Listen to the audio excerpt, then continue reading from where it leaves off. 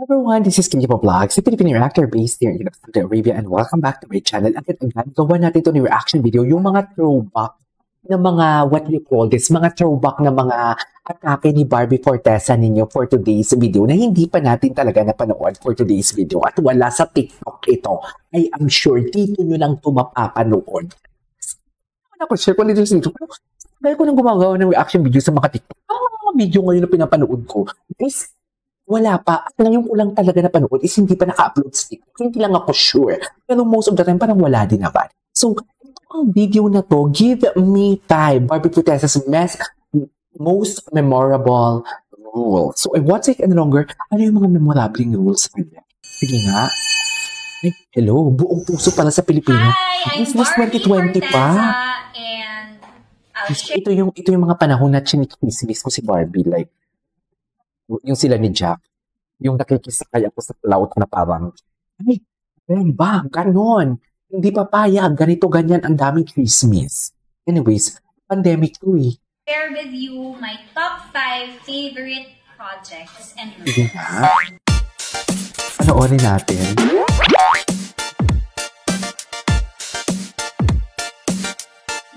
Top 5. First time. Hindi Barbie. Yun kasi talaga yung parang breakthrough project ko. Kasi after Stairway to Hindi ko alam na may first time siya. First time. Heaven, yun na agad yung project na ibinigay sa akin. Sobrang saya nung set no. Lahat kami bata. Yung director namin, Direk Andoy Ranay, si... Grabe, ang fresh dito ni Barbie, oh. Ang fresh dito ni Barbie for today's video. I'm not saying na hindi naman siya fresh today, pero alam mo yung bagets na bagets pa pala siya dito 5 years ago. De La Cruz nandun na. So, sobrang saya, sobrang light. Yun yung time na hindi ko na-realize na nagtatrabaho ako. Ganun ako ka-enjoy. Yung hindi ko na-realize na, nagtatrabaho ako, puyat ako, ang dami na pala namin nakuha ng eksena. Kasi nga, nag-e-enjoy ako. Yun. Parang doon ko na-realize na, tama na pinasok ko yung showbiz. Kasi ito talaga yung love kong gawin. Top 4! Meant to be. Ang ganda Meant to be sila ni David, diba? Yung gusto ko panoorin yung Meant to be sila ni David Licao ko. I think yun yung pinaka-light na show na nagawa ko.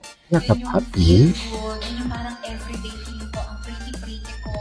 And syempre dun ko na-meet ang love of my life. Si Jack Roberto. Ang tunay na nagwagi sa puso. Hindi pa lang lang. And of course, Direct Ellie. Kasi ano? Sobrang proud akong sabihin na hindi ko lang siya naging director, naging kaibigan ko rin siya. Kasi hanggang ngayon lang. Si David sa Meant to be, diba? Congratulate niya ako pag diba yun? Full cafe. Top 3, Nita Negrita. Kaya pala project. Up to this day, yun ang most challenging role. Both physically and as an actress. Physically kasi talagang kahit yung taping chair ko, may parang marka na eh kung saan ako hihiga. Kasi numahawa yung black na makeup, yung body makeup. Oo. Tapos isipin nyo from 7 a.m. to 7 a.m. the next day. Ganun yung feeling. I had to train gymnastics kasi nga gymnast ako doon. Diyos ko, hindi naman ako talaga sporty. Bilang actress naman, kailangan double effort kasi nga since itim lahat, so hindi mapapansin ng tao kapag mga small nuances lang. Kailangan talaga lakihan, kailangan yung mata talaga yung magsalita. Pero very memorable sa akin yun and I'm very proud of myself na natapos ko siya.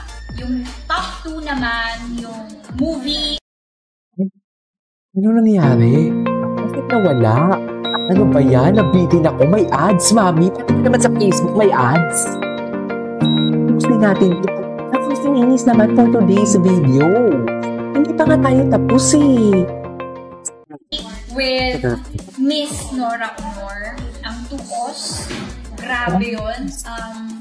Marami akong Hindi, meron din silang project ni Miss Nora Honor. I wouldn't normally do.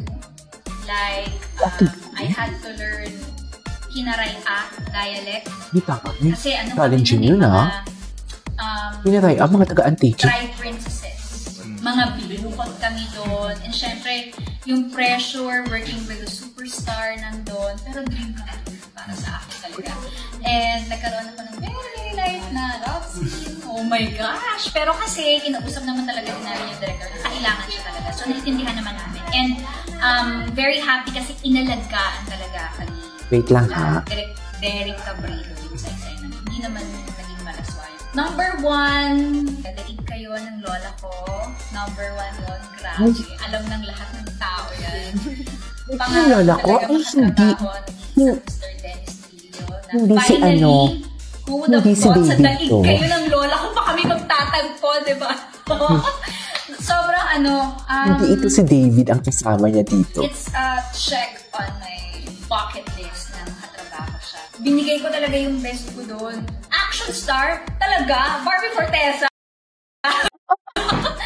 Oh my God, parang siya si Carmela Villaruel magsalita. Hanggat kaya ko, memorize ko talaga. Ang cute ng mukha niya doon. Sobrang first time ko si Barbie gumanito. It's a check on my bucket list na makatrabaho siya. Binigay ko talaga yung best ko doon. Okay. Tapos, bakit na-pause? Bakit siya na-pause, Mami? Action star? Talaga? Barbie Forteza? Lagi ako nakakonsentrate. Yung mga fight scene, talagang... Hinintay ko talaga, actually. Hinintay ko talaga na lumabas ang picture na yan for today's video. Kasi gusto ko siya. Gusto ko yung gamitin pang thumbnail. Diba? Oh. Kaya ko Nandun ka siya. Para lang hindi yung gano'n. Totoo lahat ng narinig ko about Mr. Dennis Trillo. Hindi ko lang pinapanood. Meron din si Wait lang.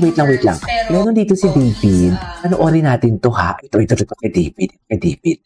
Ano to? Hey, hello. Matagal doon ni Barbie. We were there for... gaano ka-close?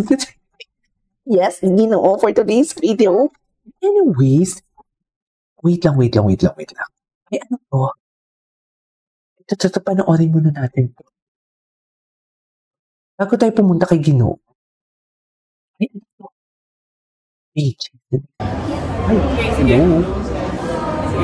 hello. Ito si Tessa. Yan, Ugela 2024. Ano sabihin dito si Dara, diba? Si Barbie.